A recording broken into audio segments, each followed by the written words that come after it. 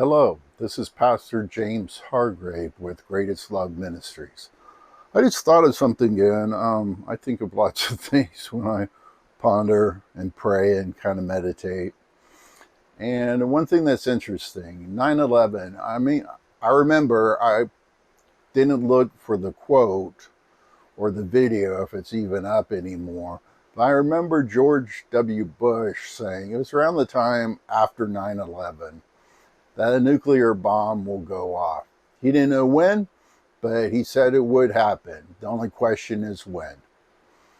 That was George W. Bush. And like I've kind of proposed in other videos, I do think the strategists with the United States military and the Freemasons that run our country and the New World Order, connected with the Vatican, who wants to set up another feudal world plantation like the power they had in medieval times, the Middle Ages, etc. in Europe. They want that back.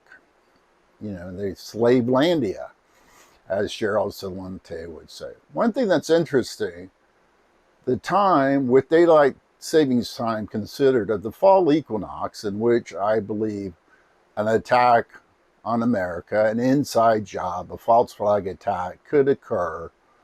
It would be 9:03 p.m. exactly.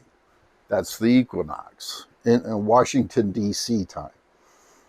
So Eastern time, 9:03. Well, what's interesting about 9:03, other words, besides it being foreshadowed in Operation Blackjack, or 21 years from 9/11,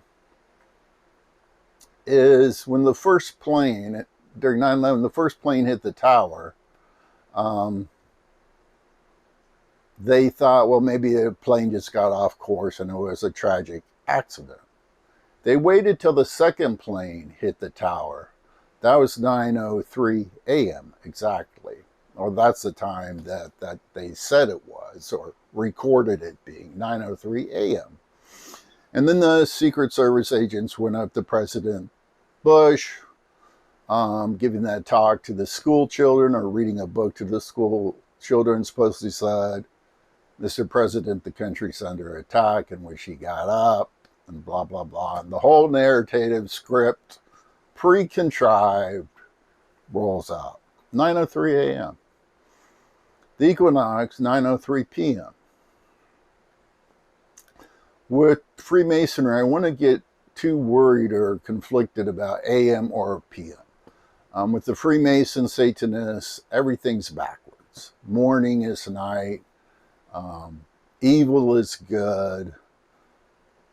They flip everything on its head. Everything's on its head. Everything's reversed and backwards in Satanism and Freemasonry. Also, they follow the Hebrew calendar, and morning starts after sunset, in the evening time, dark, after sunset. And so the day ends right after sunset, or at sunset, the day's over. So that was just something I thought I would share with you, 9:03. Maybe nothing. I don't know. I try to piece the pieces together, and since Scripture seems to be saying, it's pretty clear to be saying, a year and a half of Joe Biden, based upon how God reckons time, or how he's laying that out in the Scriptures by the equinoxes. That seems to be how he's doing it. It was the case with 666 also. I said in earlier video, 666 was 6 years, 6 months roughly, or half a year and 6 days, reckoned by the equinoxes. So it wasn't reckoned from, January 20th of Barack Obama in 2009 taking power, but from March, the spring equinox. That's how the Hebrew kings did it. That's how the early American presidents did it. And that seems to be how God is using it, based upon how the Hebrews did it. So if Obama's reign started in spring equinox 2009, you go out 6 years, you get the spring equinox 2009, 6 years. Then if you go into the fall equinox, September 23rd, 2015, that's half a year, so 6.5 years, 6-6, or 6 years, 6 months. 6-6, and then 6 more days would be September 28th. And that was the last day of the blood red moon's red eclipse, the full total eclipse. We had a tetrad event. In 2014, we had 2 blood red moons. 2015 had a blood red moon. This was the last blood red moon after Pope Francis finished his business in abomination. His Obama's power. He went to Washington, D.C., gave a speech to Congress. He spoke to the UN, and he saw some founding, the founding of the nation stuff in Philadelphia. He visited all those places, and he flew out right when this eclipse was happening.